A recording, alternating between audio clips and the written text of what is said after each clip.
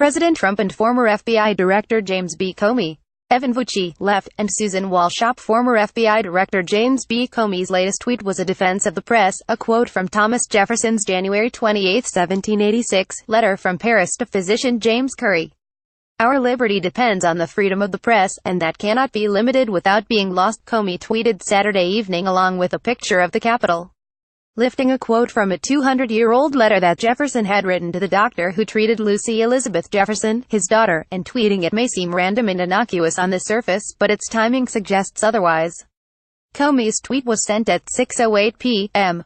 Saturday, about a half hour after President Trump's attack on CNN International, the latest in his war against the main news media. At Fox News is much more important in the United States than CNN, but outside of the U.S., CNN International is still a major source of fake news, and they represent our nation to the world very poorly. The outside world does not see the truth from them, Trump said on Twitter. CNN's public relations department fired back with a reply to Trump's tweet several minutes later. "It's not CNN's job to represent the U.S. to the world. That's yours. Our job is to report the news." Many, including some CNN reporters and analysts, also did not sit silent, criticizing Trump for undermining the work of foreign correspondents in war zones around the world. Comey, who previously tweeted under a pseudonym, has been somewhat active on the social media platform within the past month. Many see his tweets as more than just simple quotations attached to random nature photos.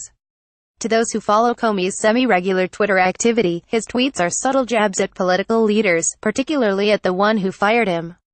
During Trump's trip to Asia 2 weeks ago, the president resurrected his attacks against Comey and called him a proven liar and a leaker while speaking with reporters in the press cabin on Air Force One. Hours later, Comey tweeted a sermon from the late English Baptist preacher Charles Haddon Spurgeon. It was about the difference between a truth and a lie.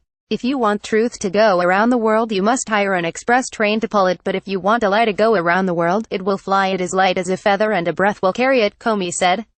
The tweet included a picture of the Great Falls of the Potomac. Comey explained hours later that he included the picture because he likes it and it reminded him of his favorite Bible verse. Quoting Amos chapter 524, he said, "But let justice roll down like waters and righteousness like an ever-flowing." Comey, arguably one of FBI's most controversial directors, has been criticized, particularly by Trump, for leaking information to the press.